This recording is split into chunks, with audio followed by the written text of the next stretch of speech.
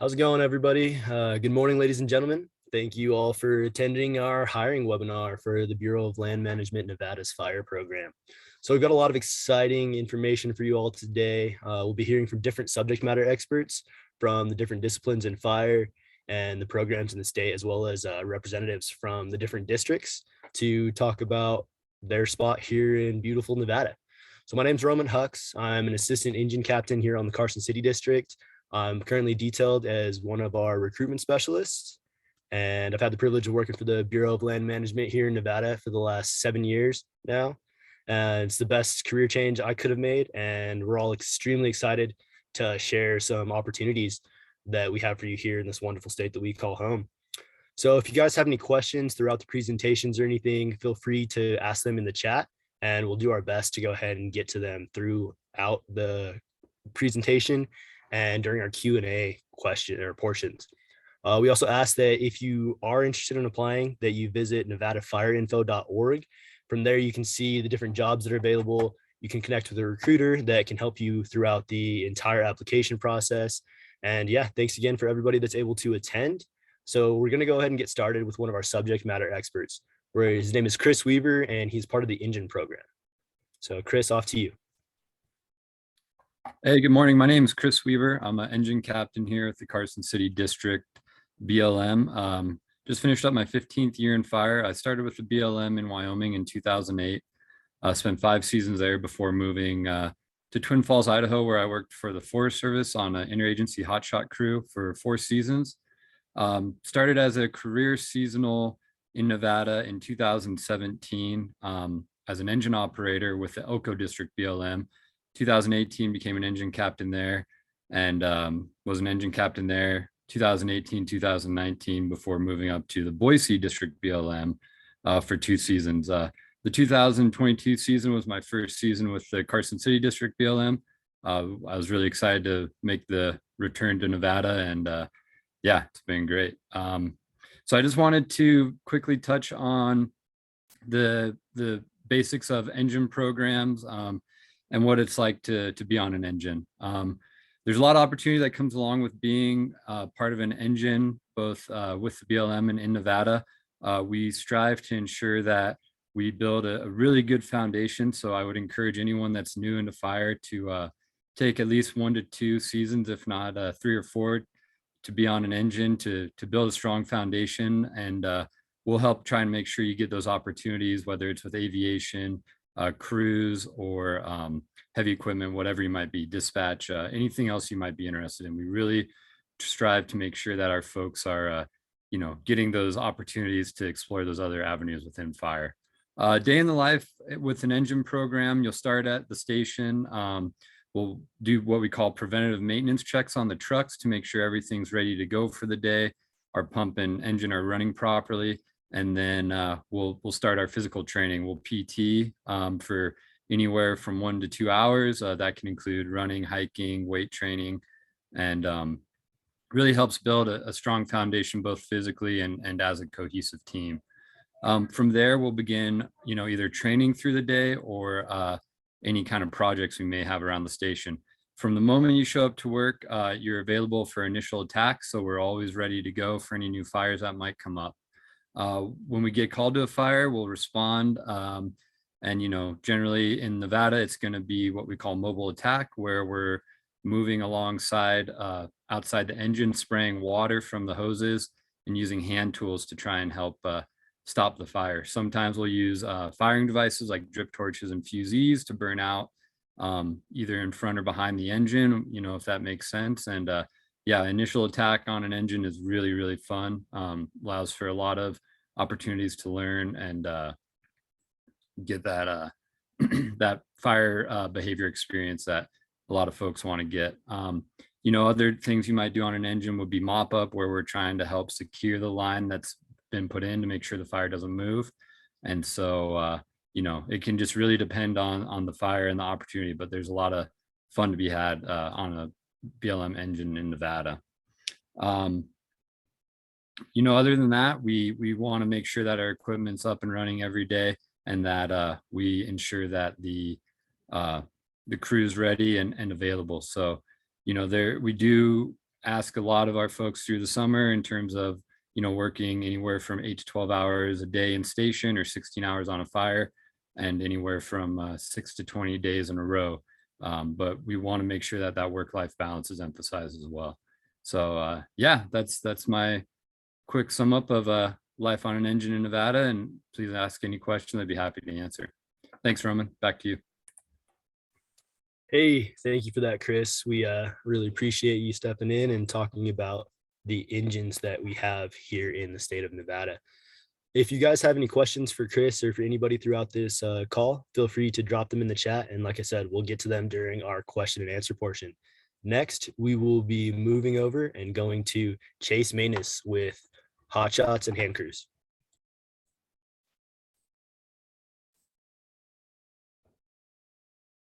All right. Howdy, everybody. My name is Chase Manus. I'm the superintendent for the Ruby Mountain Hot Shots based out of Elko, Nevada on the Elko district. My experience, 16 seasons in fire. I started with the BLM up at the Alaska Fire Service with the Midnight Sun Hot Shots as a hot shot crew member. Worked my way up to the superintendent role there. And then in 2020, transferred down here to Elko and am now running the Ruby Mountain Hot Shots. Just to give you all an overview of the hot shot crews, BLM has 13 hot shot crews, 2 of which are based out of Nevada. We've got Ruby Mountain here in Elko, and then the Silver State Hot Shots out of Carson City. And there also is a Type 2IA veterans crew that's based out of Southern Nevada. Crews vary a little bit, but generally we got 20 to 22 people. And our specialty is extended attack and large fire management. So basically, if a fire escapes initial attack, starts getting a little bigger, operations on it are going to be a little more time consuming and need a little bit more horsepower. That's what we specialize in doing. So we'll do direct line construction, indirect line construction, fire and operations. And we often find ourselves in pretty steep, gnarly terrain. So we do place a high emphasis on physical fitness during our critical training. Whenever we're in station, we're PTing hard, whether it's hiking, running, calisthenic exercises, stuff like that. One thing that's unique about the hand crews is we are a national resource, which means we're on our districts, we work for our districts, but we generally go where there's a need for hotshot crews. So if there's no fires locally, we'll go wherever that need is, whether it's within the Great Basin or even out of region assignments. We generally find ourselves in multiple regions throughout the summer and multiple different fuel types. As far as what I look for when I'm hiring crew members for the season, generally we look for people with 2 to 4 years of experience. There's a lot of avenues to get that experience, but I also will hire 2 to 3 folks without experience that I feel have potential to be good hotshots, and we'll get them trained up and teach them how to fight fire. Looking for fit, motivated people with good references, good work ethics, and are willing to come into the program, willing to learn, adapt, and kind of build with the team, because that's kind of like our whole process throughout the season is we're building a highly functioning team to go out and suppress wildland fires.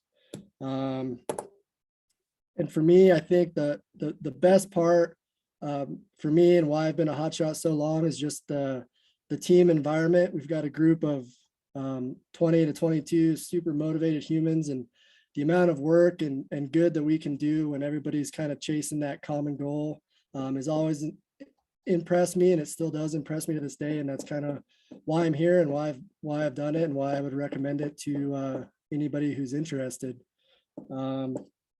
That's about all I got. I will answer any questions anybody has. Appreciate it. Roman, thanks for having me on here.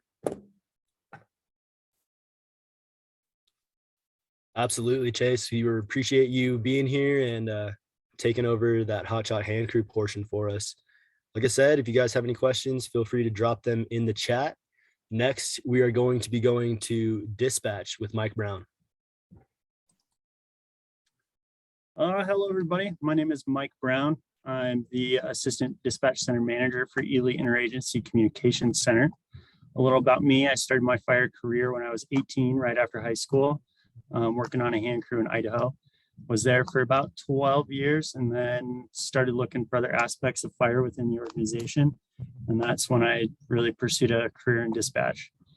I'm going on 5 years in the center now, and this experience gave me a lot of opportunities to develop and grow different skills. But I think the big change I was looking for that I achieved was a work-life balance that was important to me. So as far as dispatch centers, there's 5 interagency dispatch centers in the state. There's Ely, of course, then there's Elko, Las Vegas, Central Nevada, and Sierra Front. Interagency meaning they're staffed with a mix of BLM, Forest Service, and state employees. Here in Ely, we employ 6 to 8 dispatchers typically, but each center is different depending on the fire program and their staffing needs. Each center is unique within the state, from the landscape they cover, the initial attack fire resources they have, to the fire load and acreage burned is different for all of us.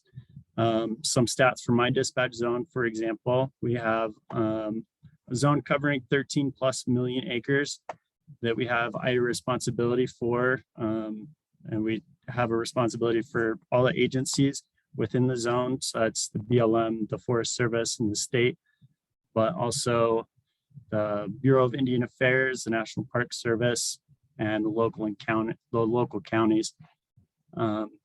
Here we have a national park, a national monument, 31 wilderness areas, and 3 wilderness study areas we cover for fire responses. And there's engines, hand crew, a heli-tac crew, and Boise smoke jumpers we host during the summer, all available to be dispatched through us to a wildfire.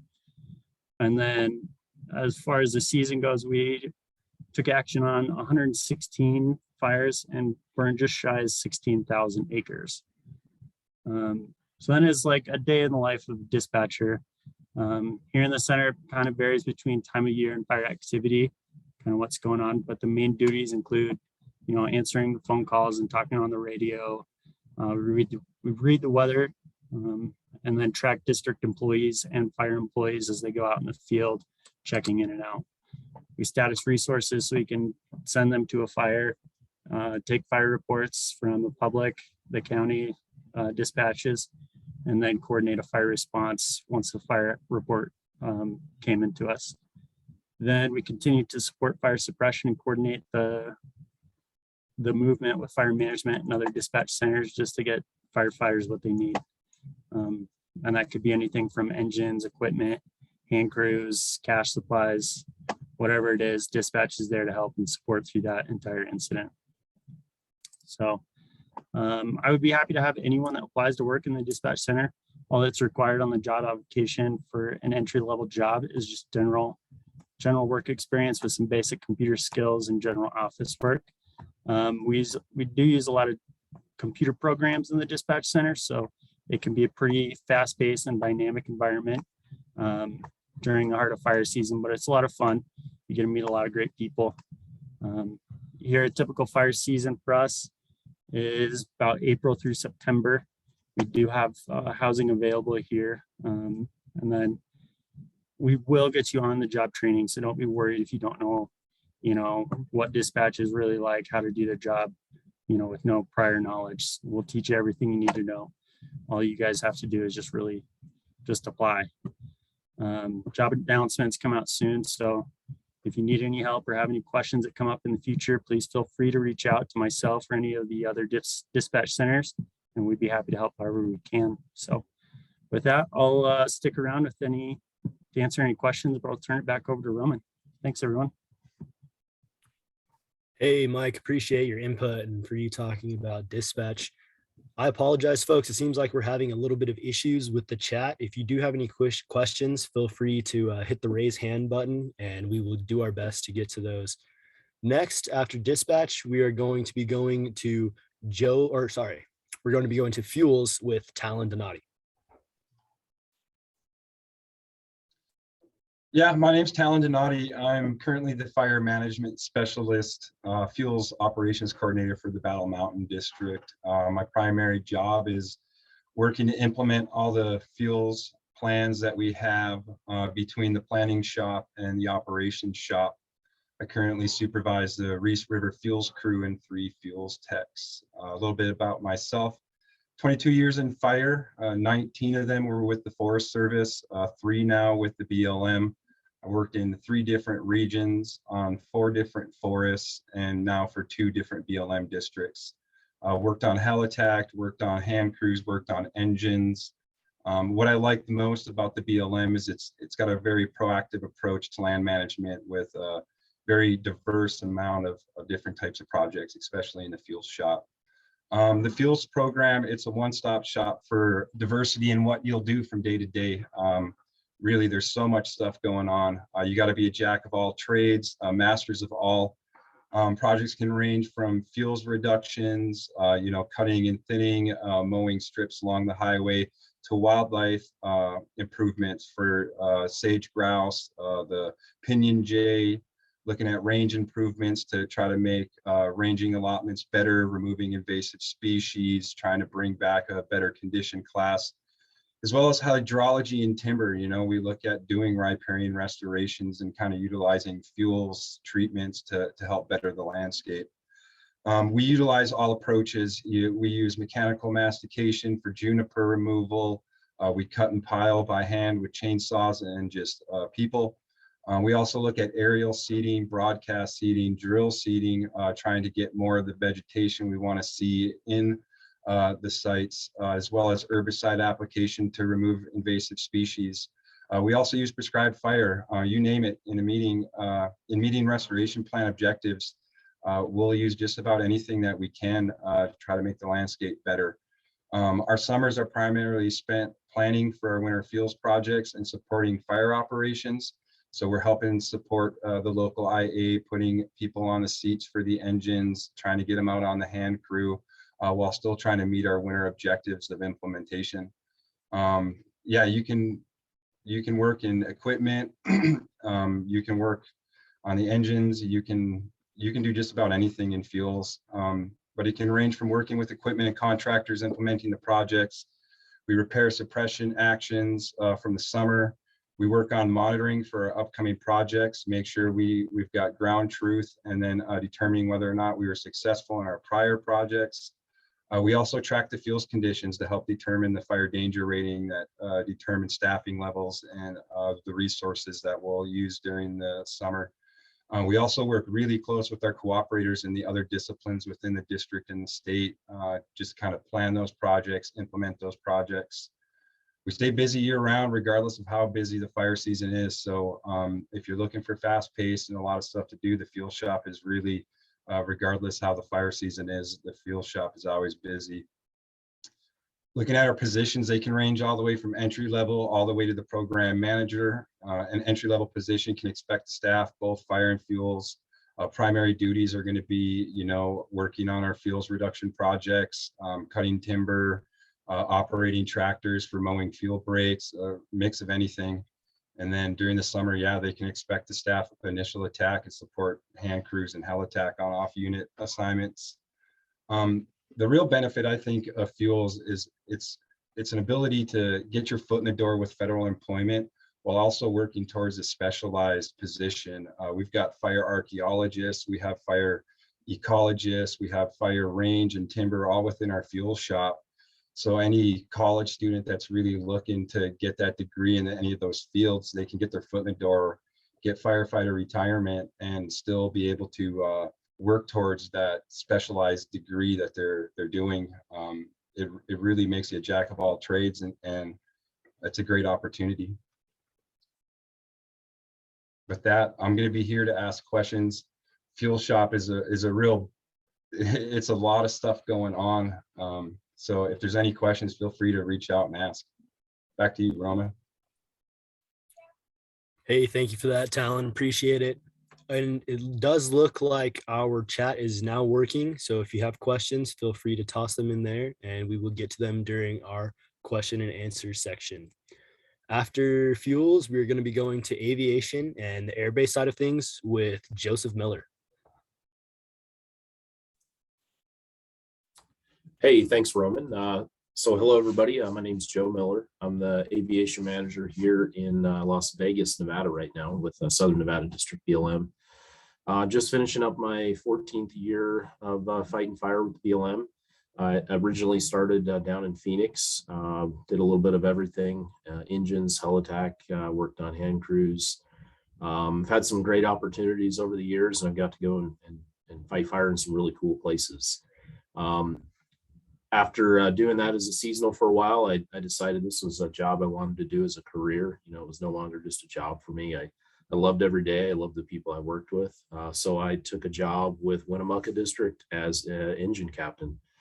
I did that for a while, and then I got back to my aviation roots. I started managing one of our heavy air tanker bases in Nevada. And then recently I just promoted up to manage the aviation program. So as a base manager, what you're really doing, you're managing one of the bases, and we've got numerous ones around, but you're managing one of the bases where we mix and load fire retardant into the air tankers. That retardant really helps slow the fire down on the ground. It supports the firefighters on the ground. It does everything from slowing down how quick the fire moves to making the flame smaller, makes it burn a little bit cooler, and it really buys the folks on the ground some time to get in and accomplish whatever their objectives are. Kind of the same way the military uses aircraft, we look at it the same. We want to keep the tankers flying. We want to keep the retardant dropping. We strive to be safe and efficient. You know, a lot of communication between us and the aircraft, and then the aircraft and the folks out there actually with boots on the ground. So along with that, you know, the aviation program has a lot of other facets as well. We do everything from wildlife surveys, infrared, using infrared technology. We might go up and work with helicopters to land on remote peaks, working on radio towers, all kinds of stuff like that. And that's really a big part of what we do at our tanker bases. We work with a variety of different types of aircraft, anything from smaller air tractor 802s, which they hold about 800 gallons. They're really not that small. They still weigh about 16,000 pounds. And then everything all the way up to a DC-10 that's dropping 9,000 gallons of retardant. We do work with C-130s with the military. We have aerial supervision platforms that we call them air attacks that will move around, and they're basically acting like an air traffic controller up above the fire. And then the big thing is, you know, you can go from really slow at a base to really busy. If you get fires in the area, all the tankers in the region will show up to your base and start loading. So that makes it a lot of fun. Every day can be very challenging, just very dynamic environments. I think the busiest day I've ever had, we had about 18 air tankers that were all loading and launching out of my base. Made the day go by really quick. I think one of the best perks is of working at a base is that even if it's slow on the home unit, there's almost always something going on with one of the neighbors. So there's very few days where you're sitting around looking for something to do. There's really three main positions that you do at a tanker base. You know, just starting out, you don't need to have experience. You don't need to have worked at an airport or anything else like that. Our three entry-level positions are being a fixed-wing parking tender. So you're going to be out with a headset and a radio. You'll be using hand signals and talking directly to the aircraft as they're coming into the pits to load. Kind of think of them as a really big remote control car. You're really directing where they're going. Another thing we do is aircraft timekeeping. So like anything, airplanes are pretty expensive to run. We track a lot of the different costs. That takes somebody that is pretty good with computer knowledge. And then last but not least, the actual retardant crew members, they go out, they're mixing and loading the retardant and hooking up to the airplanes. Sometimes the airplanes are even running, kind of makes it a rush to go out there and fill those things up. The bottom line is there's a bunch of different stuff you can do. If you start out in one of the jobs, pretty much any base anywhere is going to cross train you. So you get to learn to do a little bit of everything. Another nice part about the bases is you do still get the opportunity to PT every day. You know, so if you've done fire in the past or have fire quals or just kind of curious about it, You can still definitely cross-train between your base and engines or hand crews or whatever really interests you. That said, you don't have to. None of these positions at the tanker base have fitness requirements like you would on a hotshot crew. So it is a great way to kind of get your feet in the water and decide if working and supporting wildland fire is something you're interested in.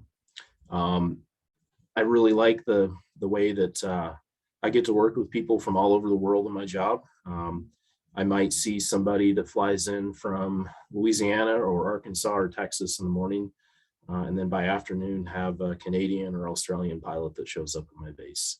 Makes it really cool. It's a fun culture. There's a lot of great people that we all get to work with, and we see them year after year after year. Something that's really awesome about the air tanker bases is they're spread out every single state in the Western US, and then there's even a few of them spread out over in the southeast kind of corner of the country. So just in terms of BLM and Forest Service, there's probably about 35 tanker bases and sea bases. Really makes it great if you're in college or want to go really anywhere with your career. There's almost guaranteed going to be somewhere that you can go work and make a great living and have a great time in there. Here in Nevada, we've got quite a few. We have bases on all four corners of the state and a couple scattered around in the middle. In the Western US, just off the top of my head, Nevada, Oregon, Idaho, Utah, Montana, Colorado, Arizona, and Wyoming all have opportunities to work. The way I look at it, getting somebody new into the program, even if they don't come to my base, is a win. So if you're curious at all about it and you're saying you're going to be working or going to school in one of the states that's a neighbor, definitely reach out to me, ask some questions. I'd be really happy to help you out. Thank you. I hope somebody will reach out and I can help you learn a little bit more about aviation.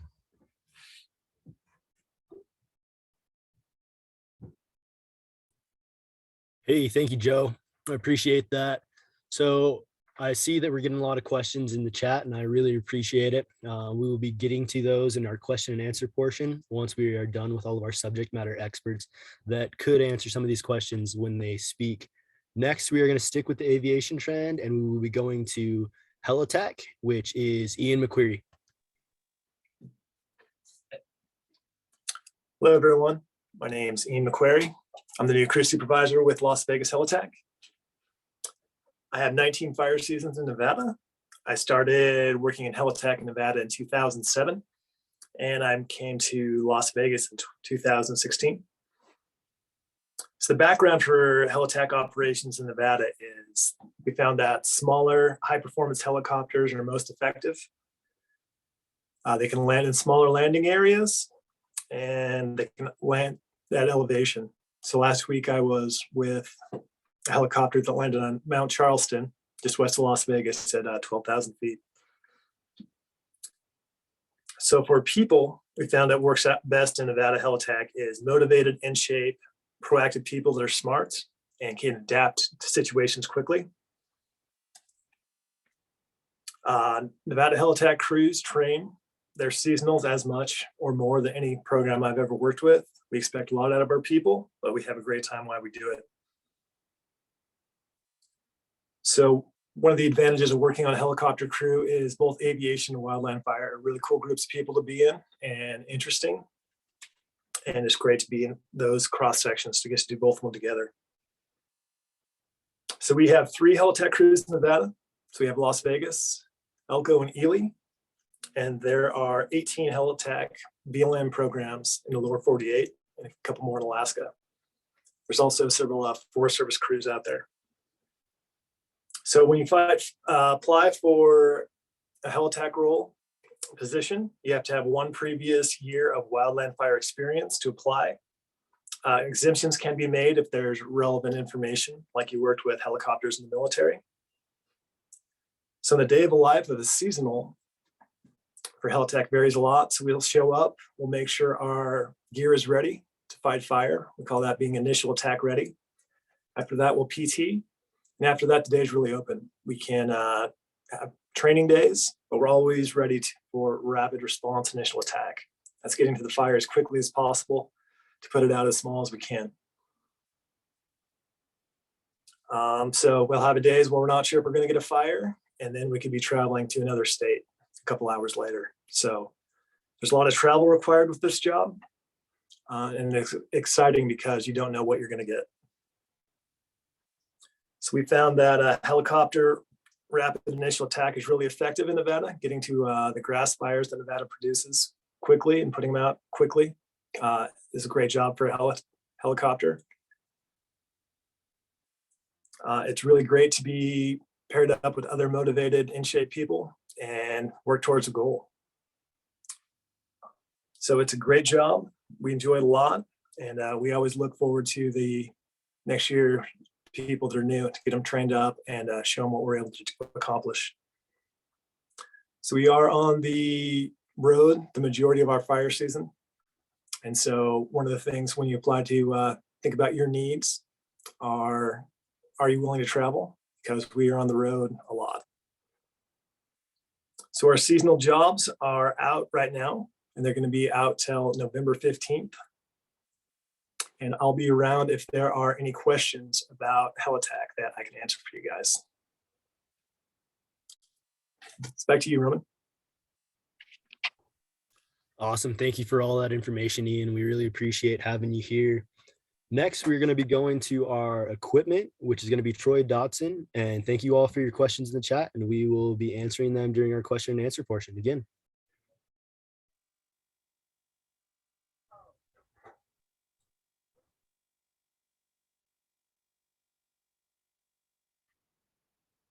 Hello, my name is Troy Dodson. I'm the fire dozer operator in Elko, Nevada. I've been in fire about 20 years. I started off on engines, and then I did city firefighting for a while. And then I went back to engines for wildland, and then I got smart and I went to heavy equipment. The best part about my job is I get to fight fire and I get to run bulldozers. So it's kind of hard to match that in any other life. So Nevada is actually really, really good for dozers because the terrain and the fuel type really, really helps with line production, and just our fires move very fast and they cover a lot of ground. And we utilize dozers quite a bit. We are on the initial dispatch. So when fire call gets brought in, usually there's some engines, water tender, and then a dozer also gets dispatched. They're not the perfect tool for every job, so there are times you get turned around and sent home. But usually when you're needed, you're a very valuable asset. Typically the seasonal position is going to be more of a kind of a support role. I have a heavy duty pickup that also goes with the dozer module. And then depending on the person's qualifications who get selected, sometimes they'll be towing a UTV with them, and they'll go out on the line, kind of following the dozer or supporting the fire in other ways. And yeah, it's pretty exciting. So I hope you guys have some questions. Oh, before I forget, if you have a CDL, like a Class A CDL, that is preferred, but not required. And then also if you have heavy equipment experience, that's preferred, but again, not required. We are more than willing to train both in either driving and or the heavy equipment. So yeah, I really look forward to getting some good applicants and all that. If you have any questions, go ahead and put them in the chat, and hopefully I'll be able to answer them for you.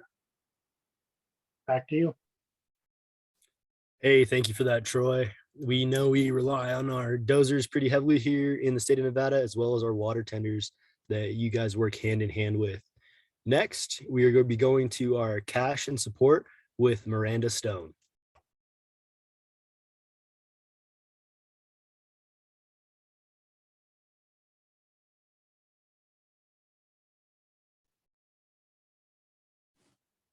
Can you hear me now? My name is Brenda Stone. I'm the Fire Property Management Specialist for Winnemucca District. I also oversee the Winnemucca and the Battle Mountain fire caches. This was my 13th season, so I'm going into my 14th season in fire and aviation. So what the cache does, it pretty much provides all logistical support for the district that you're working. So for the Winnemucca district, it provides for Winnemucca and Battle Mountain. So it's about 24 million acres that we're supporting.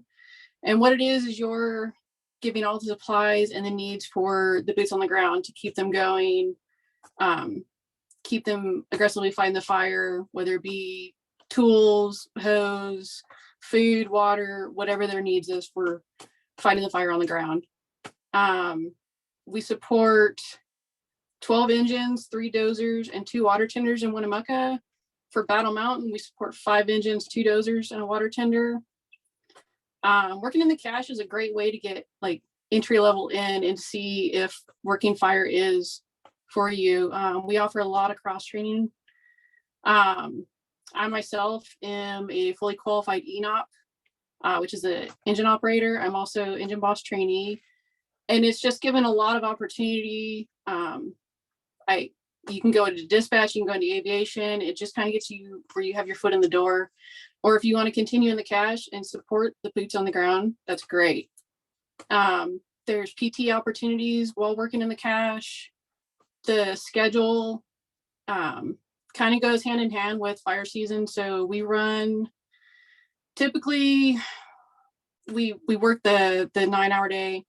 And then when fire season happens, we can be working 16-hour days, supporting multiple fires on both districts. So it all depends on the fire season and the fire activity at the time. We offer off-season work, which right now I'm on a fuels project, mowing out in the desert. So there's, like I said, there's a lot of cross training that the cache position offers. So if you have any questions, just feel free to reach out to me and ask. Thanks. Thank you for that, Miranda. We appreciate your input and everything that you do to support us. Next, we are going to be going to mitigation and education with Jennifer Diamond. And remember, folks, just keep tossing those questions in the chat and we'll do our best to answer all of them. Yeah, hi there. Like you said, my name is Jennifer Diamond. I am a prevention mitigation specialist on the Carson City District. I started in fire about 20 years ago on a 20-person 80-hand crew. And then I worked on engines for a handful of years and also worked on fire use modules. So the last decade has been spent in prevention. I was a prevention tech for the Forest Service and recently I've moved over to the BLM as the mitigation specialist.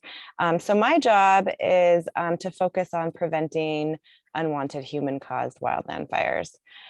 So kind of what we do is we're responsible for the development of prevention plans and the dissemination of internal and external communication of fire mitigation and prevention activities. So I kind of like to describe that as we educate. So there's 3 E's. I like to say we educate, we engineer, and we enforce.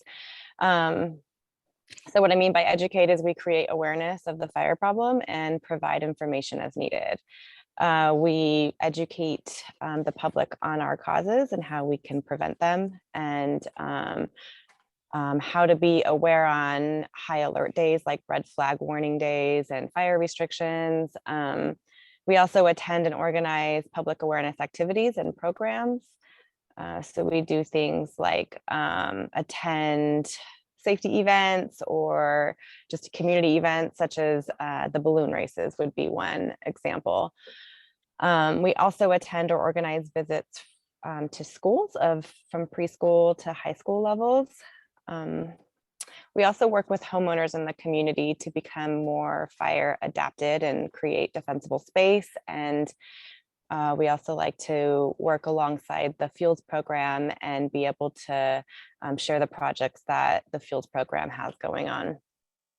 And so by engineering, I mean, we post signs, we purchase billboards, we develop those prevention plans for the district. And so that's by, encouraging the defensible space and, implementing fire restrictions. And what I mean by enforcement would be,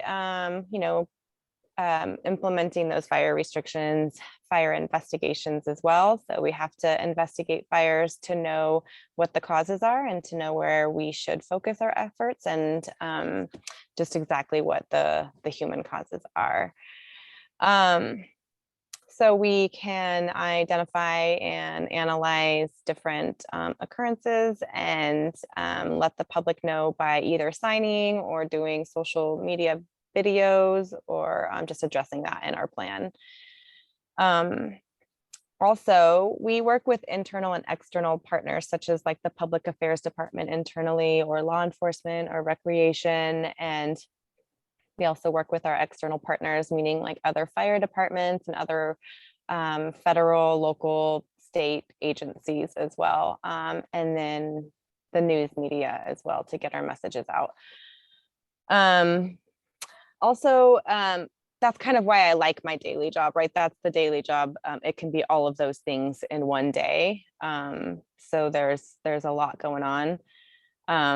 We also all have red cards, which is a red card that has different qualifications on there that you have to either fight fire or support fire. So you can have different qualifications and support fires locally or off district as needed. So this is what makes my job interesting, is that there's so many different aspects of the job. One day you could be investigating fire, the next day developing infographics or creating a presentation for a 6-year-old. And then taking off to a fire assignment. So if you like the idea of being creative and helping your community, this would be a good fit for you. And Roman, back to you.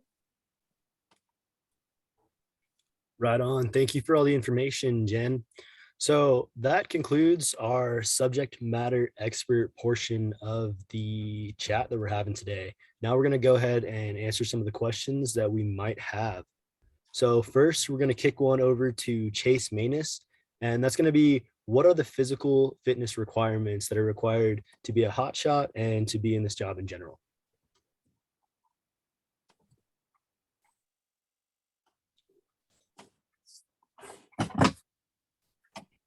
All right.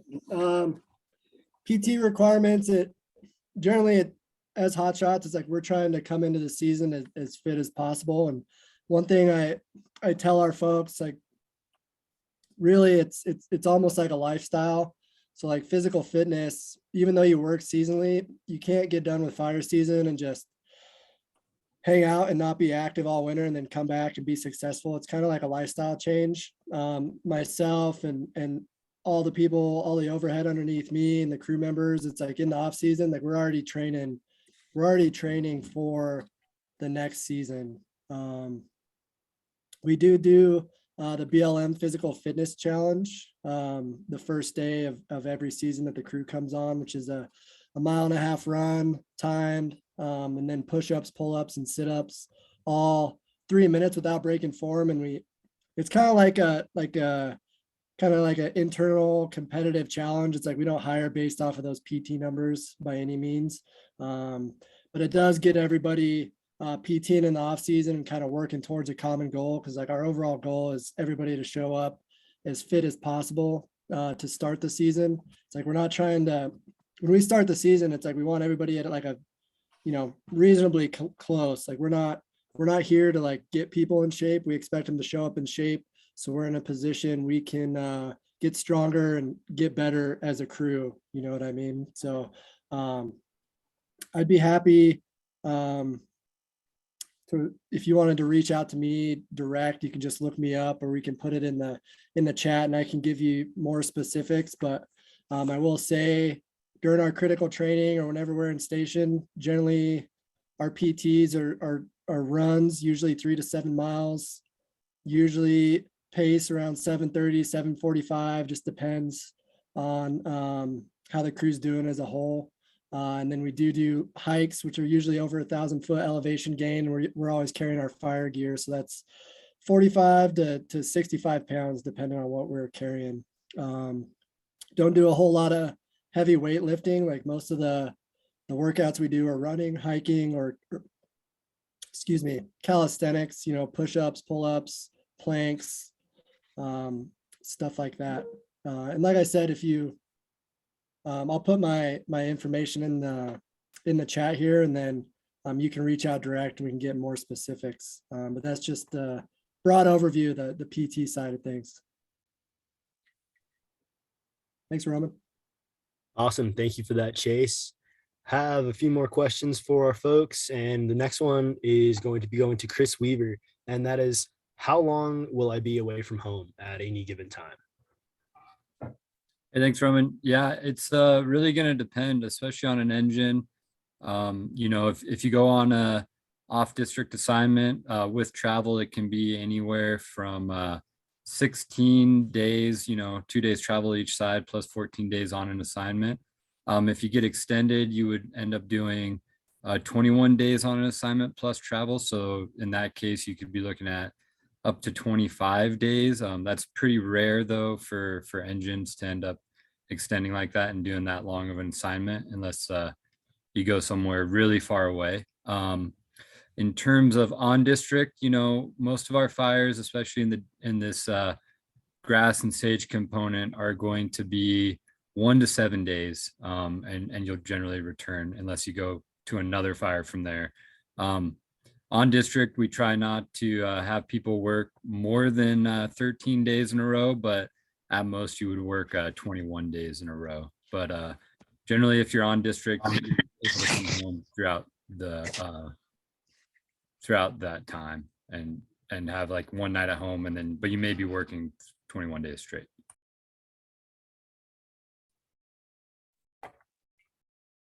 Awesome. Thank you for those answers there, Weaver. Our next question is going to be going to Talon. And Talon, that question is, how long does a typical season last?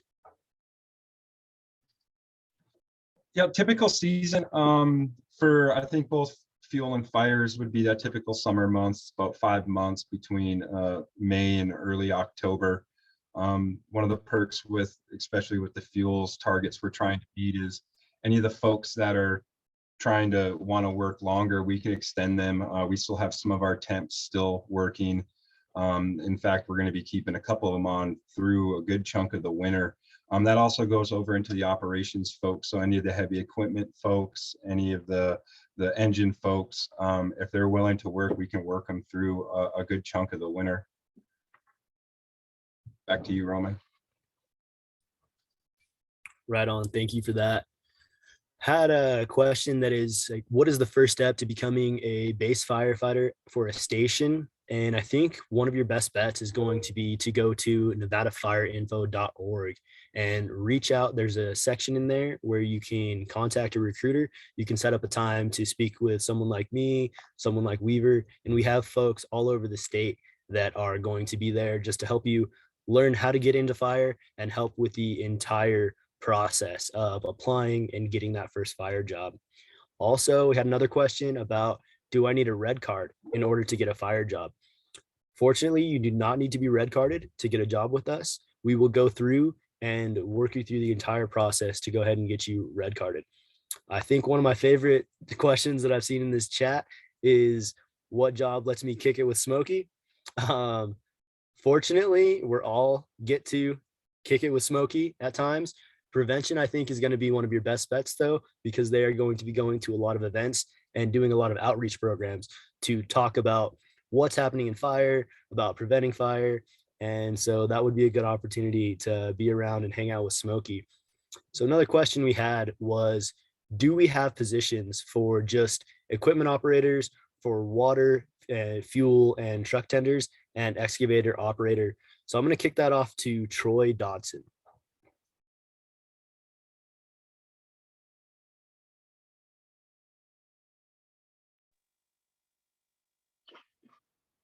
So we usually don't do potable water. We do have water tenders.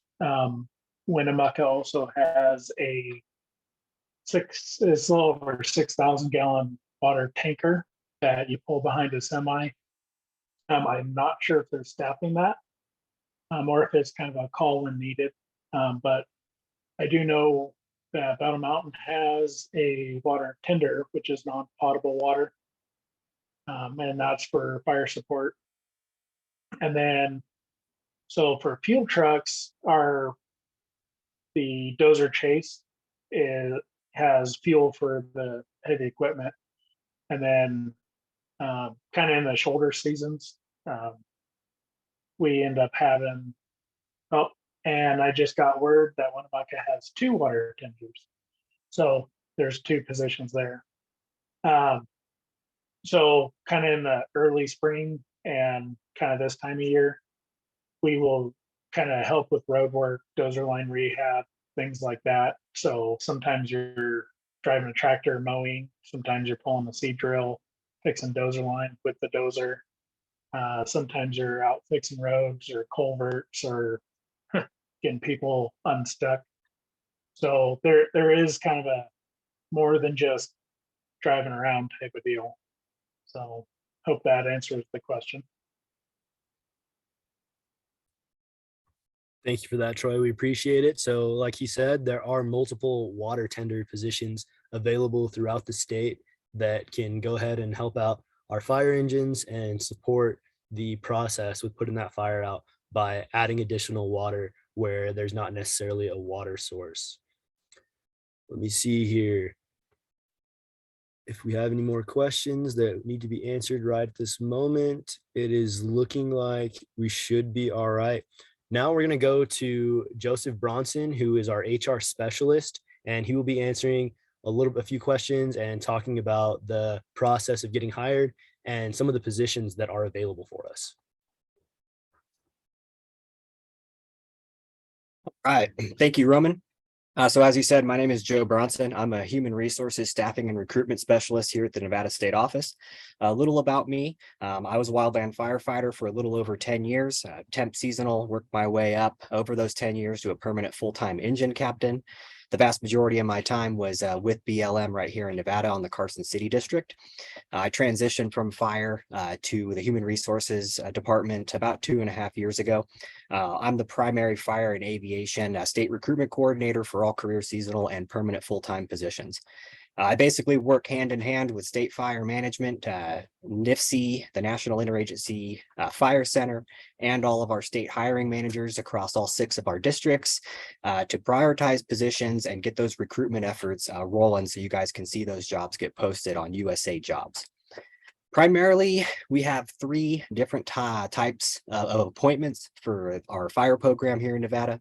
We have, of course, our temporary seasonal appointments, which are what we refer to as 1039s, meaning that you're limited to 1,039 hours per year that you can work in a calendar year. That is only base hours and does not include any overtime or anything.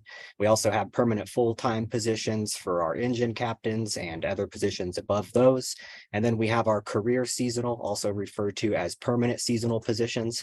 These positions are guaranteed 6 months and 1 day of work, but there is potential to work more. The only stipulation with the permanent seasonal positions is you have to do 1 pay period of unpaid furlough per calendar year. Otherwise, you'd be considered PFT. So if there's work, if there's funding during the off season, fall, winter, early spring, you can technically work up to 11.5 months per year. They also enjoy all the same benefits as a permanent full-time employee, health coverage. You start working towards your thrift savings plan, which is our federal equivalent to a 401k, and you start working towards your fire retirement. Just a brief overview of some of the current listings. We'll probably beat this site up for the rest of the afternoon, but the nevadafireinfo.org site is going to have an overview of all career seasonal, temporary seasonal, and permanent full-time positions we currently have out on USA Jobs. Our bread and butter during the fall and winter is what we refer to as our continuous group recruitment. These positions roll out in 3 different groups, around 15 positions with each group ranging from anything from hotshot superintendents all the way down to permanent seasonal GS4, more entry-level positions for folks. Right now, these are continuing to roll out. Engine captains hit the street this last Monday.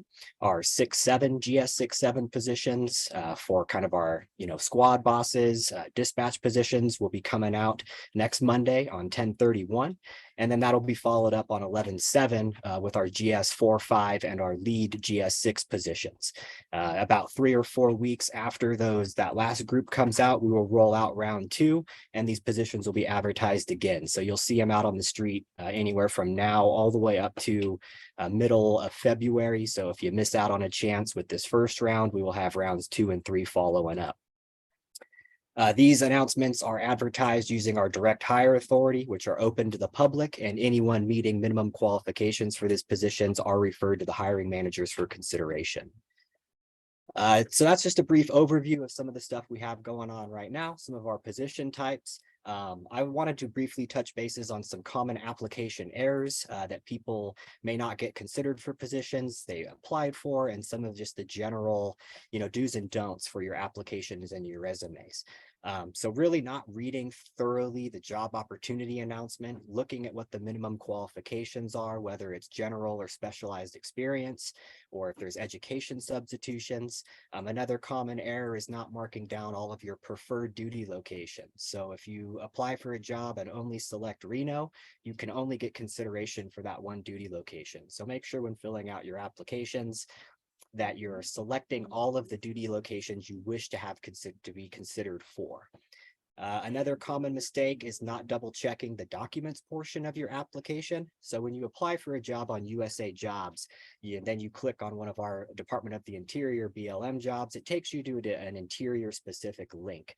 Not all the time are your profile documents from USA Jobs transferred over to that portion of the application. So double check to make sure any documents that you're including with your resume are attached into that area.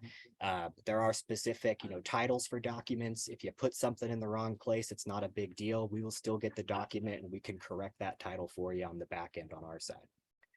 Another common mistake is just general information missing on resumes. So you always have to have your name, address, phone number, email, some kind of contact information at the top, and then make sure that your experience is in depth. A narrative style resume is a lot better to go with than a bullet point style resume. You can put a lot more experience and we can get to know you a lot better with a narrative style resume. Also, timeframes for your resume is super important. We needed a minimum month and year. Day is great, but sometimes not everybody remembers when they got hired in May, right? So, May 5, 2020 till present is perfect. Just try to stay away from a year only. So if you have a block of experience that's listed as 2012 through 2013, I can technically give you credit for December 31st or only 1 day of work for that block of experience. So make sure month and year at a minimum. Hours worked per week is also really important. Permanent or full-time employment is considered anything 36 hours and above. Anything less is considered part-time. So if you don't have hours worked per week listed on your resume, we have to infer that as part-time, and we can't give you we have to cut that year of experience down into 6 months to be credible. Salary information is also important. It gives us a good range to make sure that that experience you're listing and using as qualifying is equivalent to the grade that we're looking for. Maximum age verification. So our permanent primary arduous positions require that you are entered by the time that before you are 38 years old. So if you have, temp seasonal SF50s where that birth date might be redacted, make sure that you just include a copy of your driver's license, something that shows us your name and birth date so we can adjudicate that maximum age cap on that. Veterans DD-214s work for that kind of stuff, but we need some kind of documentation that proves you are under that age cap for our primary arduous positions. Again, the Nevada Fire info page has, great information. They've got links to YouTube videos to give you federal resume writing tips. It'll give you hints and tips that I just went over to remind you about some of those things that are commonly missed on a resume. And when in doubt, please reach out. We're always here in Human Resources to help answer questions to potential applicants interested in federal employment, whether it's fire or any other position that we offer through federal service. If there's always contact information on the bottom of an announcement, you'll see a name, phone number, and an email address. If NIFC or the National Literacy Fire Center did the announcement, that contact information will be centralized. So if you have to reach out to them, make sure you have all the announcement information, like what the number was on it, where you applied for, the position title, and your name ready to go. Be clear and concise when reaching out to them, and then don't wait till the last minute to make inquiries. HR has the ability to accept additional documents that may have not uploaded with your application up to the closing date of that announcement. So NIFC is a very busy center, so don't wait till the last minute or the last day to reach out to them if you're inquiring about your application and making sure everything was uploaded properly. Give them a few business days to direct you to the correct person, and they'll be able to get you that information. So overall, our fire recruiters are fantastic. If you have any general questions, those individuals will be able to walk you through the basics. But Human Resources is always available to potential applicants who have those harder questions that might be more Human Resources specific. So recruiters will be able to direct you my way, and I'll be able to help answer those questions. Roman, that's about all I got. I'll turn things back over to you. Thanks, everybody. Awesome. Thank you so much, Joe. We had a good question that came in, I think, for you, Joe, just now. And that's going to be, what are some of the minimum qualifications that people will need for most positions? Ooh, well, I could try to sum that one easy. I mean, minimum qualifications is all going to be dependent on the job series and the grade that you're applying for. I can tell you our entry level, temp seasonal jobs at the GS3 and GS4 levels, that's very basic experience requirements. The GS3 is just general experience. It doesn't have to be specific in fire. GS4 is 6 months general and 6 months specialized experience. So that general experience can be working at In-N-Out Burger, but that specialized experience has to be specific to the job you're applying for. So it has to be, involving fire, whether it's volunteer, municipal experience, or direct wildland experience. That's the kind of experience we're looking for. When you start getting to GS5 and above, we have different qualification requirements, and you essentially work on those qualifications in your entry level positions as you move up through temp seasonal into maybe our permanent seasonal positions. So that is a great question, which is always why I remind people to read the job opportunity announcement. That's going to clearly outline what kind of experience you need, and if there are any specific positive education requirements for a position, or if you're allowed to substitute education for that specialized experience. So read through the JOAs or the job opportunity announcements. And as always, if you have any questions, just look at that contact information on the bottom and reach out to Human Resources and we'll help you out.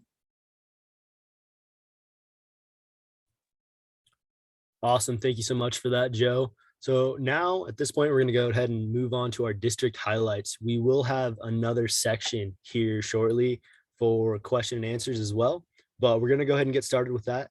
Our first speaker is going to be Brandon Hanson from down in Southern Nevada District. Hey, thanks, Roman. So yeah, my name is Brandon Hanson. I'm an engine captain with the Southern Nevada District BLM out of Las Vegas, Nevada. I started in fire in 2009 with the Forest Service on an IA fuels module. Moved around, worked in Colorado, Montana, Nevada. And then in 2018, I moved to the BLM in Colorado before transferring to Southern Nevada BLM in 2019. So a little bit about the district. Southern Nevada District encompasses the southern portion of Nevada, which includes the Las Vegas metro area. The district has a tanker base located in Mesquite, and they staff that roughly from May to July, August, depending on the need for aircraft. That base provides support for southern and eastern Nevada, northwest Arizona, as well as southwest Utah. And there is seasonal positions there at the tanker base. Las Vegas Helitack, located out of North Las Vegas Airport. And they have one Type 3 helicopter in the program, and that ship comes on around the beginning to middle of June. And then they usually stay on till September, unless there's a need for it longer. Also on the district, we have Vegas Valley. They're a 20-person veteran Type 2 IA hand crew that is based out of Red Rock Fire Station. They are a veteran-only hand crew, so it is a great opportunity for any vets out there to get their foot in the door. And they typically come on the end of April, beginning of May, and then stay on till the end of September. If there's fuels projects, they stay on longer into October. And then also we have the engine program. We have 3 Type 3 engines, 2 Type 6 engines, and then 3 stations for each engine. So we have 1 engine in Pahrump, 1 engine in Logandale, and then 1 Type 3 and 2 Type 6 engines at Red Rock Fire Station. And the Red Rock Fire Station is based out of Las Vegas on the west side, kind of Red Rock Canyon Conservation area. Vegas Valley and Las Vegas Helitack, they're primarily national resources, so they spend a lot of time out supporting fires across the country, whereas the engine program is more tied to the district for initial attack, and it'll depend on fire occurrence locally before being able to go out nationally on an engine. Fire load in the Mojave Desert, it's primarily driven by how much grass we have, and that varies from year to year. On years where there isn't much grass, that allows the engine program to get people off district more, to gain experience in other areas of the country and in different fuel types. And then we also partner with the Carson City district to put together a Type 2 IA hand crew, and that allows people to get hand crew experience as well. And then one last thing, we do have government housing available at all 3 stations. So if you do need government housing, that is available to you. Yeah, that's pretty much all I got for Southern Nevada, and I'll stick around for any questions. Thanks, Roman. Yeah, thank you so much, Brandon. We appreciate your input on Southern Nevada District. Next, we will be going to Gabe with the Ely District. Hi, I'm Gabe Marquin, engine captain here in Ely. I've been in fire for over 22 years, been in for 4 years. A little bit about our district. The Ely district is on the east side of the state. We employ over 40 firefighters when fully staffed. We cover 13.3 million acres, and we respond to fires on national park, BIA, Forest Service, state land, county, and city lands as well. On our district, we have 22 BLM wilderness areas, 3 wilderness study areas, and a national monument. The district has on average 113 fires a year, and we burn about 40,000 acres a year. On our district, we have 3 stations. We have the Ely station that we have 4 engines at. We have 2 Type 3s and 2 Type 6s, and they staff 16 firefighters when fully staffed. And we also have some housing available in Ely. They're working on obtaining more. Then at our Pony Springs station, we have 2 engines staffed there, 1 Type 3 and 1 Type 6, which is staffed with 8 firefighters, once again, when fully staffed. And they do have housing at the Pony Springs station. Then we have our Caliente station, which has 4 engines, 2 Type 3s and 2 Type 6s. And again, 16 firefighters there when fully staffed. And we do have housing at Caliente. In the past season, we had our engines did 14 off-district assignments total. And there is also Helitack in our district that is stationed at the airport in Panaca. And it's staffed with 10 firefighters when fully staffed. And the Ely Helitack did 5 off-district assignments this past season, one of which lasted 2 months. Housing is somewhat available there. It's kind of situational. The district also has a dispatch center that is stationed here in Ely, and they are staffed with 6 to 8 dispatchers during the season. We also have a fire warehouse here in Ely that's staffed with 1 permanent employee and can have 1 or 2 seasonal employees during the fire season. That's all I have, Roman. Awesome. Thank you for the overview of Ely, Gabe. Next, we're going to be going to Battle Mountain with Chad Holbert. Yeah, thanks, Roman. I'm Chad Holbert, the Assistant Fire Management Officer for the Battle Mountain District. This last season was my 17th year in fire. Prior to fire, I was in the Marine Corps. So if there's any veterans on today, fire is a great opportunity to work with a community of professionals, and that still can bring the same camaraderie that was found in the military, and something that maybe you've lost after you got out of the military. I started my career as a seasonal firefighter in the Elko District, moved my way up there to an engine captain. In 2016, I moved to the Battle Mountain District as the fire operations technician, and then just recently moved up to the AFMO. Battle Mountain District, we have 2 stations, one in Battle Mountain and one in Eureka. The Battle Mountain Station has 1 BC, 4 engines, 2 dozers, 1 water tender, the fuels crew, and then we also have the tanker base out at the airport here in Battle Mountain. Eureka Station has 1 BC and 2 engines down there. Both of the stations have housing available for seasonals, and if we need to, career seasonals that start out at the GS4 level. This year, we're going to be hiring for engines, the fuels crew, tanker-based seasonals, and career seasonals throughout the winter. Last year, our engines spent approximately 110 days on fires.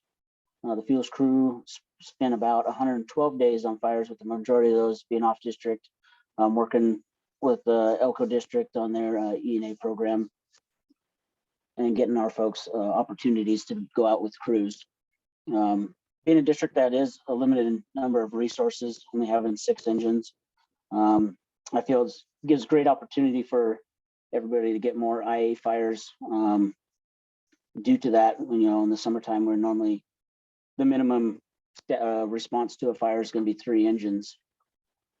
We also strive to get personnel out on with the hotshot crews, like I said, with the type 2 IA crew, with E&A or putting our own together with different districts, and then also getting people on Helitack to gain more experience and understanding the role of each resource that plays in fire, and then to create a well-rounded firefighter.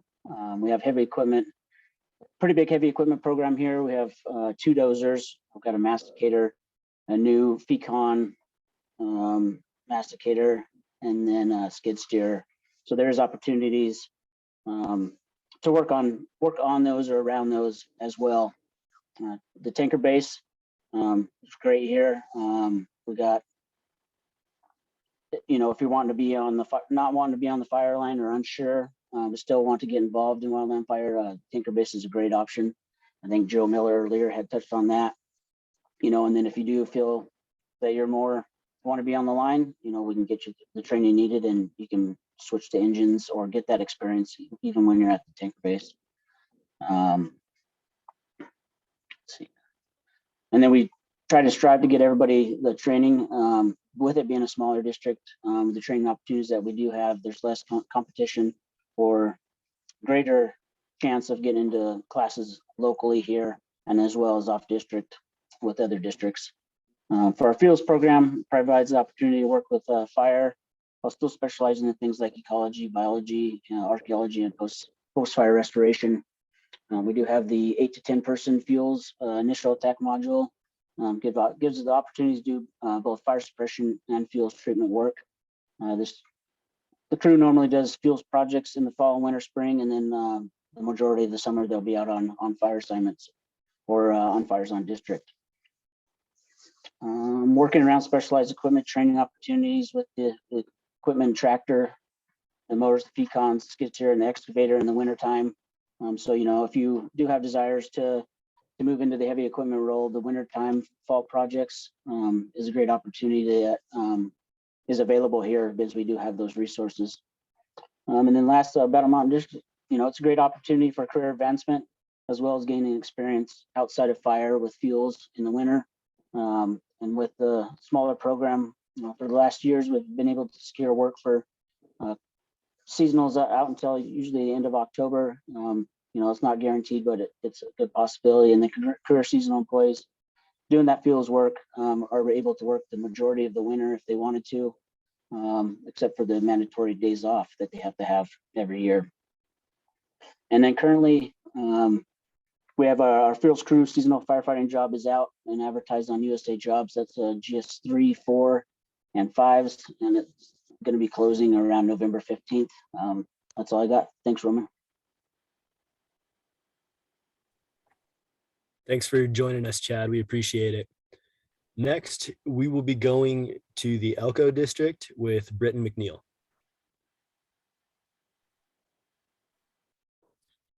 Hi, I'm Britton McNeil. I'm the fire operations supervisor, or one of the fire operations supervisors here on the Elko district.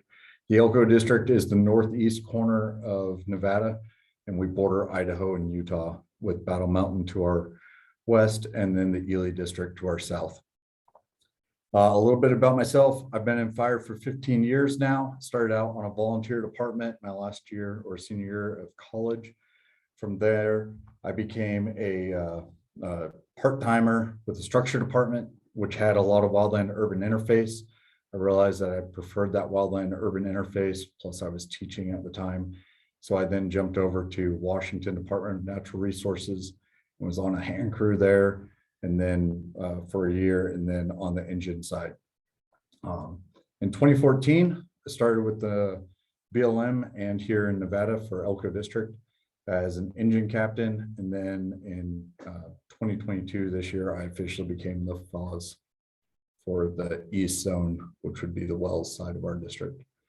One reason I got into fire is I had someone tell me early on when I was working at that structure department was, if you want to get paid to see some of the most beautiful places in the West and know that very few others have actually had the chance to have that same view, wildland fire is the way to go. So with that, the Elko district consists of 12.5 million acres. It's got the highest fire load in Nevada. It also typically has some of the largest fires in Nevada. Our 5-year average currently is 152,100 acres burned, and 100 fires a year is what we're currently averaging. Elko district consists of 3 zones. It's got 4 stations. So the zones are east, central, and west. In the east zone is the Wells fire station. Along with that, we also have a seat base out in Wells. Our central zone consists of the Elko station, which also happens to be where our dispatch center is also hosted, and our heli-attack program. And then also out of our seat base, we also run 1 air attack. Our west zone consists of the Carlin station and the Midas station. And our Midas station is currently known as the vacation station, and it's a rotation that our engines do to go up and staff it for 1 week at a time, once fire season hits and the fuels are ready. As I said, we have a seat base and a heli-attack. So at our seat base in Wells, it's staffed with 2 aircraft or 2 planes at all times. And we typically will have up to 6 there. They came just shy of 1 million acres pumped in 2019, I believe. So when an aircraft only can hold 800 or so gallons and we're pumping 1 million of it, the seat base employees are very busy most of the year because we support not only the Elko district, but our neighboring districts, along with also Utah and Idaho. Our heli-attack program here in Elko is also extremely busy. They average right around 1,300 hours of overtime a year, starting early in the spring by going to the Southeast United States to help them with burning operations, and then rotating this way once fire season starts hitting here on the west side of the US. We also have one AirTac platform, and that AirTac is used to help coordinate all of our aircraft that are in the sky at the time so that they don't crash, and everything is being handled and supervised that way. We do actually have housing at all of our locations.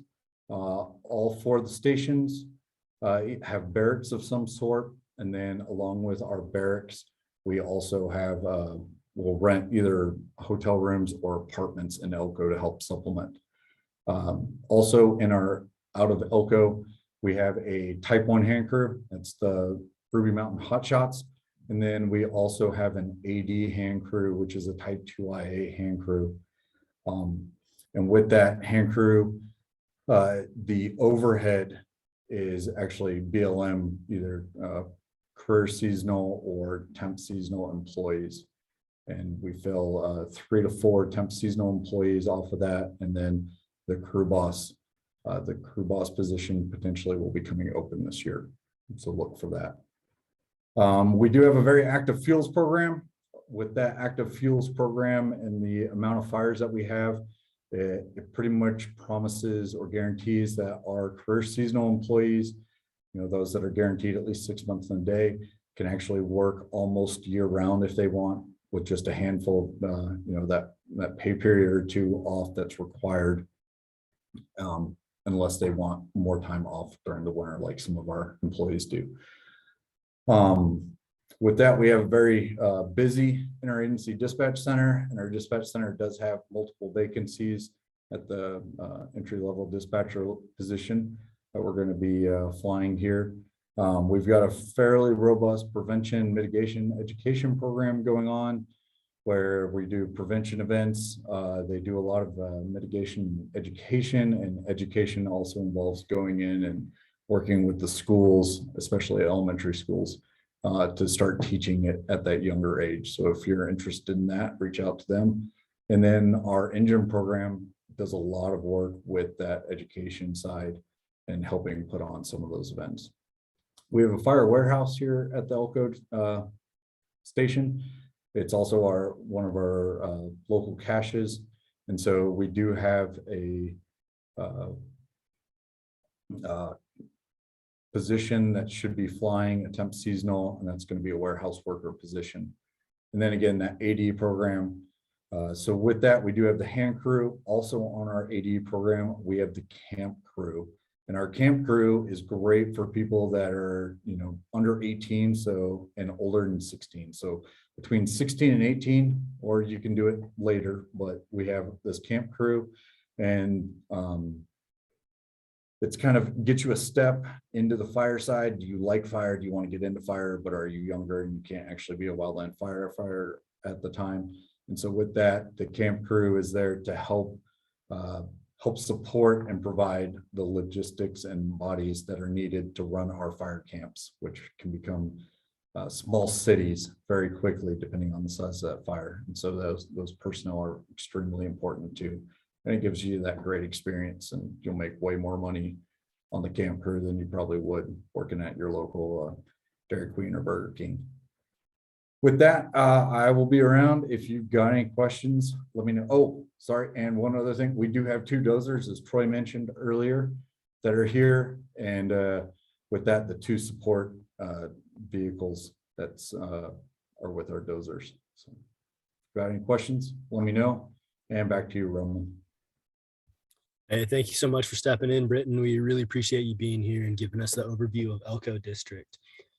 I apologize, folks, we're going a little bit long, but if you guys are willing to, stay in the chat and we will finish off this and get to the rest of the questions after our district reps are finished.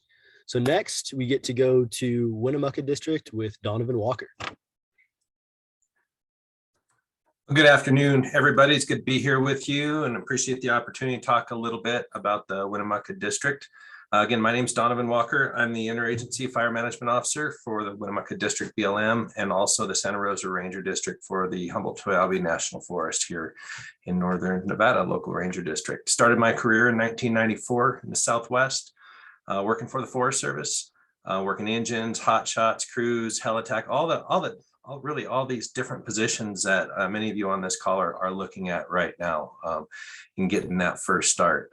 I did move to the BLM Nevada in 2002, continued to work in engines, moved over into the fuels program in the Battle Mountain District, and then I came here to Winnemucca in 2010 as the AFMO, later becoming the FMO in 2018. I can tell you this with certainty though, BLM Nevada has by far been the best place I've ever worked with the best people I've had the honor to work with, and you're fortunate to be looking at positions here in Nevada. As far as the Winnemucca District, it's a large and diverse district lying within northern and western Nevada, encompassing roughly 11 million acres. Over 75% of those lands are public lands where the BLM has wildland fire responsibilities. Our 5-year district average for fire workload is currently 82 fires for about 57,000 acres burned. Obviously that fluctuates year to year. We do have 5 fire stations on the district, the largest being here out of Winnemucca, out of the district office. We have another fire station in McDermott, just south of the Oregon-Nevada state line, one in Lovelock, which is about an hour east of Reno, and one in Paradise Valley, about 40 miles north of Winnemucca. Lastly, we have a station in Gerlach, Nevada, that we operate out of seasonally, rotate engines through there through the course of the summer. The district has 12 engines ranging from our light engine to our heavy engines, and then we also have 4 super heavy engines. The super heavies, if you're not familiar with those are pretty much the largest trucks the BLM operates, 6x6 capability and a lot of water. It's basically a huge tactical water tender with a lot of capability. We have 3 dozer modules that we operate out of Winnemucca here. Those are D6 dozers. We have 2 water tenders, 4 battalion chiefs, and last year we had a total of 74 employees on staff within the fire and aviation program. I'm really looking to get that number closer to 100 moving into the future, and that really just takes getting more people interested in wildland fire. And I know a lot of programs are looking at increasing their capacities moving forward. We have an air base out here in Winnemucca at the airport. We have a dispatch center that's hosted out of the Winnemucca district. And, you know, really, these are great career and temporary job opportunities. They're going to test you physically, they're going to test you mentally, while allowing you opportunities to travel the country and work in the outdoors, as you've heard from others earlier. The Winnemucca district is known for its fast-moving and high-paced grass and brush fires that require aggressive mobile attack with engines, dozers, with aircraft support. The aviation base, as I spoke of here at the Winnemucca Airport, we host single engine air tankers on a retardant base at the airport.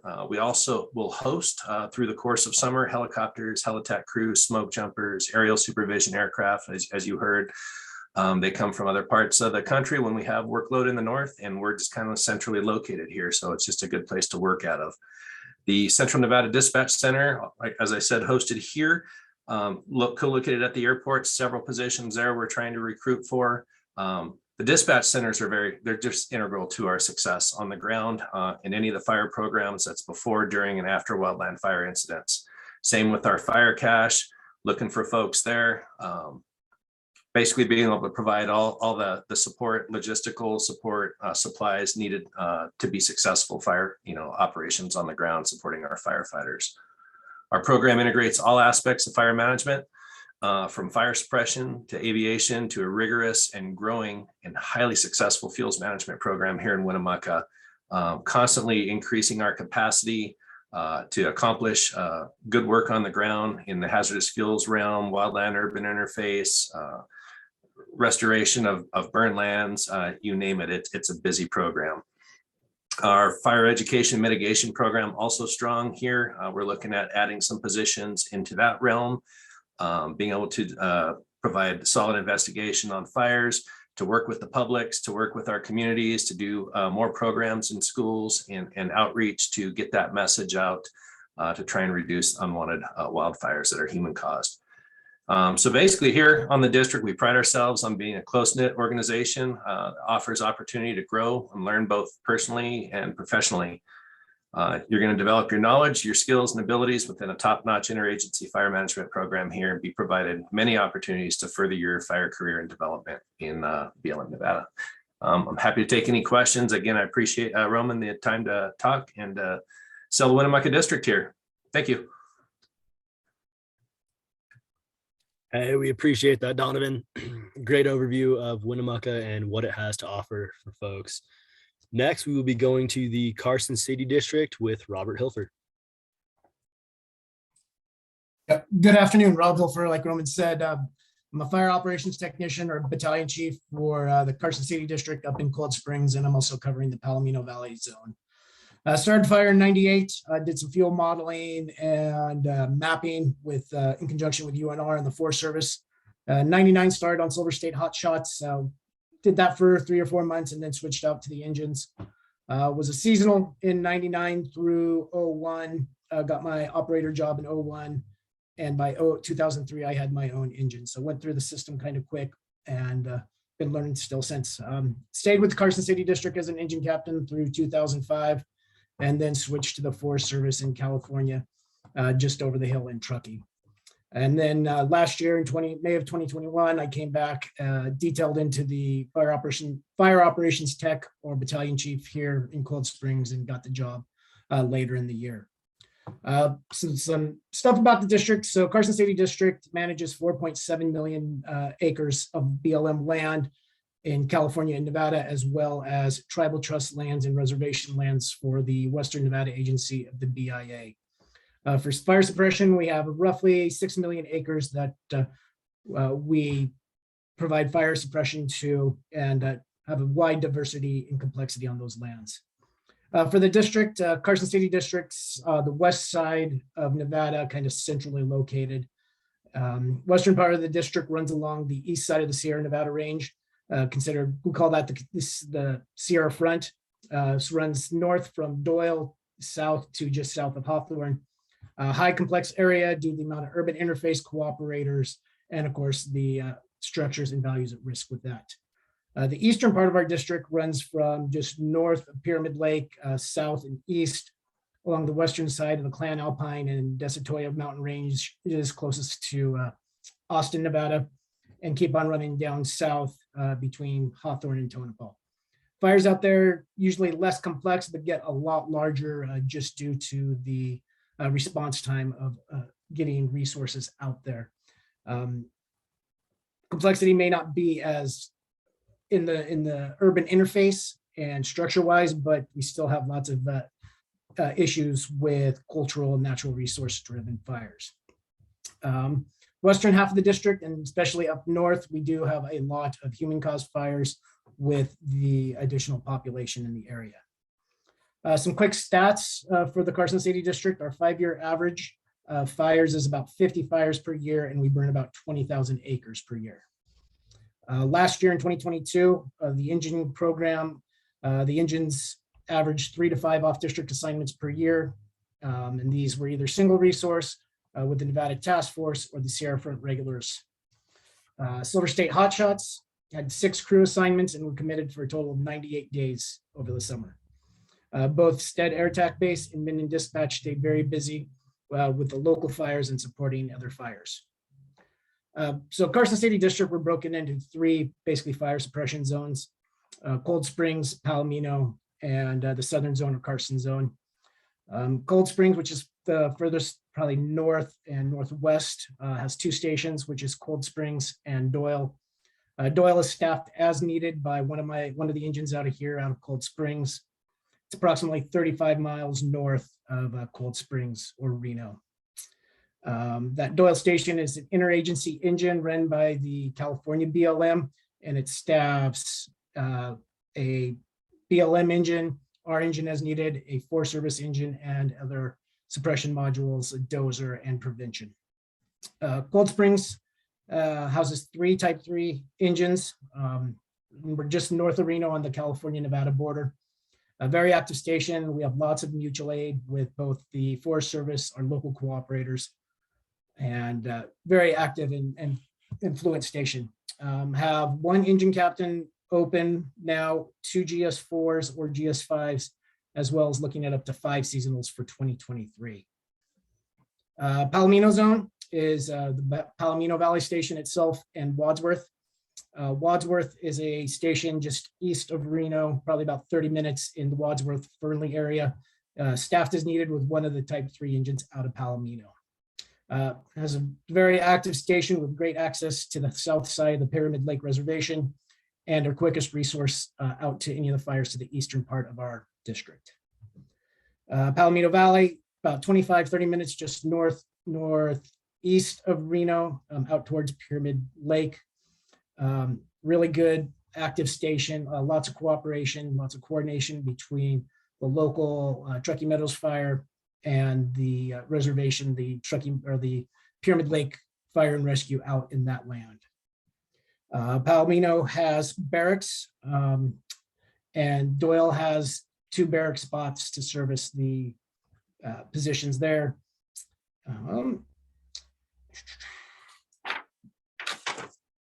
At Palomino, I have 2 engine captains, 1 assistant captain, and up to 5 temps open for the 2023 season. In the southern part of the district is the Carson Station in Plymouth. Plymouth is just north of Carson City, or just south of Carson City, sorry, and staffed by 1 engine, 1 of the Carson engines as needed, and it also houses the Solar State Hotshots. Carson City District Office is the main hub for the southern zone, houses 4 engines, 3 Type 3s and 1 Type 6. That Type 3 is staffed, or the Type 6 is staffed as needed. Carson City has probably the largest response zone for the 3 zones, and works with multiple cooperators, multiple different county fire departments, state Forest Service partners. And it's also where the majority of our fire overhead is at. Carson will have up to 5 temp positions available for 2023. Some of the additional resources, fire resources we have on the district, of course, like I said, Silver State Hotshots out of Plymouth. They'll have multiple openings, both career, seasonal, and temporary, that will be coming out. Stead Air Tanker Base. Stead is just north of Reno, 10 or 15 minutes. Full service air tanker base, houses 2 air attack, or 1 air attack and 2 single engine air tankers. Very large workload supporting both our district and then all our bordering districts in the Sierra Front. Minden Dispatch, which is housed in Minden, just south of Carson City, houses BLM, Forest Service, and NDF employees. The last program that we have, kind of like what Britton was saying about the BIA, we also have a BIA program, AD on-call crew. 2 different variations. We have the hand crew that we can put together with Southern Nevada, and we will throw between us and Southern Nevada, the engine programs will throw together the overhead, and then we'll use the ADs on that. And then, like Britton was talking about with the camp crew program, that's very active, and we try to get them out 3 or 4 times a year. And the nicest thing about that is having the basics of being only 16 years old and being available through school. That's what I got for Carson. I'll be around for any other questions. Thank you. Thank you so much for that, Rob. Excuse me. We appreciate all of our district reps coming in and talking about their districts here in the state of Nevada. We did have a couple questions, and so I'm just going to throw those out to folks real quick. The first one would be, is housing available everywhere? And I'm going to throw that to Donovan Walker.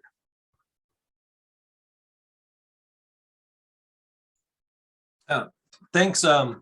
I can definitely speak for Winnemucca District at the fire stations in McDermott and Lovelock. Definitely have housing readily available at those stations there in Winnemucca. We often rent housing based on the folks that are coming in, the need that's there. That's going to be the same across the state. A lot of the fire stations, the outstations, if you will, that aren't necessarily located in the cities, typically have barracks that are there and available. The biggest thing is to ask the question, right? If you don't know, don't assume it's there. You need to ask. There's many ways that the districts can approach housing. One of the biggest things that we need to do is develop more housing over the course of the future. But in the short term, we have our existing stations. We have leases that we can look at as long as we know that there's a need there for folks coming in, and a lot of local recruiting that happens within the cities that our candidates are applying from. If they're looking at those areas, obviously that's a big bonus to not have to have housing be an issue, because maybe you still have family in town or friends in town and things like that. But yeah, it's going to vary from place to place. The biggest thing is ask, and just know most of the fire stations, your outstations have barracks with them. And aside from that, you just have to ask the district reps on what the availability is in the bigger, cities that are maybe based out of a district office instead of a fire station. Thanks. Thank you so much for that, Donovan. We really appreciate it. And that is a good overview. There is times where, different places have barracks and others that do not. So if you have those questions, make sure that you're reaching out and asking folks about them. I also wanted to hit on something, and that is when you are speaking to a recruiter, when you reach out to us and want to talk to us, you're going to be speaking to folks like me, like Chris Weaver, like Gabe, and we are all primary fire folks where our jobs are on the fire line, and we are just working to get and bring in people to the jobs that we work in and that we have a part in. So you will be talking to firefighters or fire overhead when you're speaking to a recruiter. So it's going to be awesome. You'll have a lot of experience behind a lot of those answers that you're receiving. Had a great question. And that was, I'm going to throw this to Joe Bronson actually. And that is, how long is the application process? If we're just talking about the application process, excuse me, that's going to vary depending on if it's your first time applying for a federal position. A typical application, if you have a USA Jobs profile built with your resume updated and all your docs ready to go, may take you anywhere from 30 minutes to an hour to complete. If you're a first time applicant looking at federal employment, it may take you a little bit longer because you've got to give yourself time to set up your profile first. One thing I didn't plug earlier, kind of skipped it over in my bullet points, is the USA Jobs resume building tool. Is a very good tool to use when applying for first-time jobs. It's going to lay out all of the required information that we're looking for in a resume to ensure that you're not missing anything. If you've spent days and weeks or years updating a Word document or Google Sheets, it's very easy to copy and paste your experience listed from a resume that you or maybe a professional built for you, to transfer all that data over to the USA Jobs resume building tool. But I highly recommend that if you're new to federal employment, just to get an overview of the types of things that we're looking for in a resume.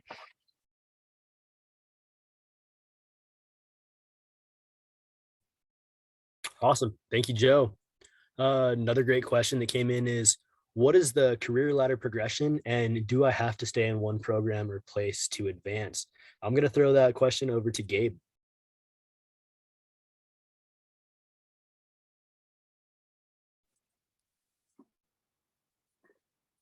So there is a lot of positions that are open.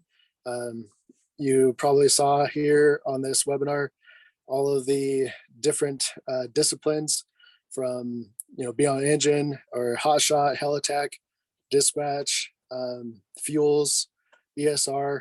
There's a lot of different positions that somebody can go into. So they just have to kind of get into the fire program. And once they're kind of have their foot in the door, then they can determine where they want to go, where they want to advance to. Those options are available. You just have to kind of get in the door and kind of see which avenue works best for you and go from there.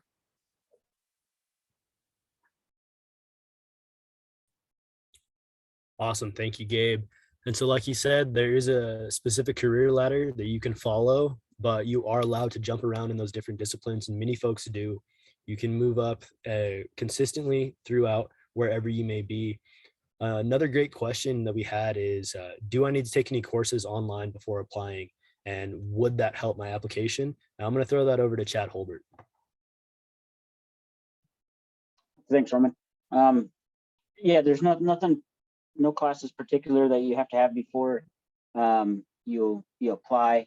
Some classes that will help you out on your application and look good is S130 basic wildland firefighter training, S190 introduction to fire behavior, L280 followership to leadership, ICS 100, which is introduction to incident command system, IS 700, introduction to national incident management.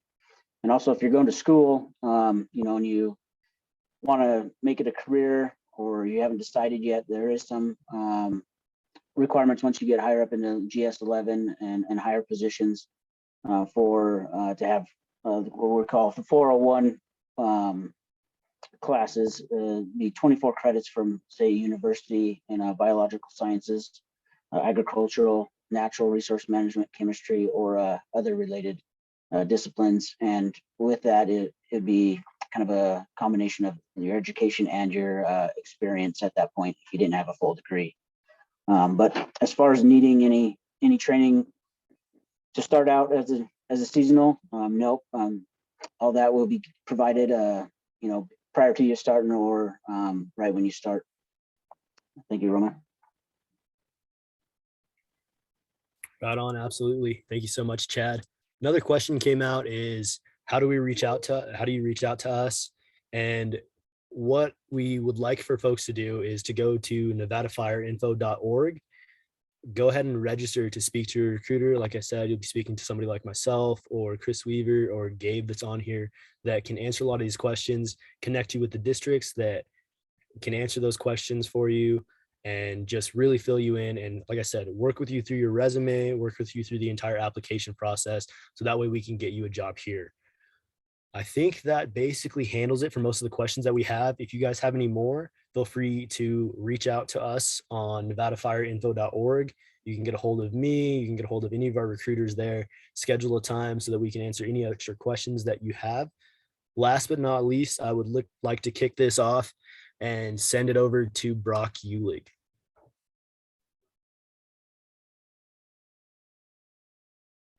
All right, thank you, Roman.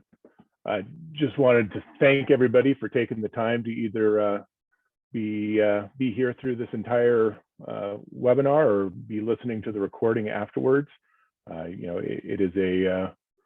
It's a great opportunity to learn a little bit about the organization that puts out fires across the West. I think from the outside, I know when I was a kid looking at coming into this career, I had a different view of what it was and didn't see how big this organization really is, the amount of support that goes on behind the scenes and the amount of action that goes on in the front lines. It's truly amazing, and it's been really the best, one of the greatest opportunities of my life. I've been in this career since I started 3 days after I graduated high school. That was about 27 years ago, and given me opportunities to fight fires and go see some of the most beautiful places across the West. I've been on fires in every Western state, including Alaska. Been able to learn many different skills, leadership, and really have that all provided to me. I would really like to plug going and contacting one of these recruiters. Working for the government is very rewarding. Being a public servant is very rewarding, but it can be challenging to get through the interview or get through the application process. And so, having that resource to be able to contact folks and help you through the resume, do I click this button? Do I do this now? It's a great opportunity. So take advantage of those folks so they can help you get your way onto your career. Also, just want to close with there's jobs all across many agencies, state, forest, parks, fish and wildlife, and really we want you into any of those jobs if you're interested in fire. But the plug of why BLM, and for me, it is the small town feel that BLM has and BLM Nevada really has all across the state. Are some of my greatest friends in life that I've met through this job, established relationships with, and then the beyond that end of it is the effect that that anyone in the organization is able to have, down to, the first couple years of your career to the last couple years of your career. Your voice can be heard, is listened to, and really be a part of making the organization better. Every level of this organization is key to improving and going forward. And so, I think that is my plug for BLM and BLM Nevada. Is it all takes that team, and we are all a part of going forward, just not the folks at the top of the food chain or that. So want to thank everybody, and Roman, I'll kick it back to you. Right on. Thank you so much for that, Brock. And like I said, I made the career change and swapped over to fire, and it's the most rewarding and best thing that I think I could have ever done personally. I'm ecstatic to be here. I love the organization I work for, and if you could be a part of it, I think it would be beneficial to most folks. Thank you so much to our district representatives for taking the time out of their day to talk about these things. Thank you again to our subject matter experts for doing that as well, and just helping us lay a broad overview of what we do in fire, as well as the support positions and just the different disciplines and things that different folks can access to get into this career path. Thank you guys all for attending. If you need to reach a recruiter, again, I'd like to just plug that nevadafireinfo.org. You can talk to me, talk to great folks that are willing and have the time to help you and want to get you folks into these jobs. Thank you all so much, and we're going to log out. Have a good one.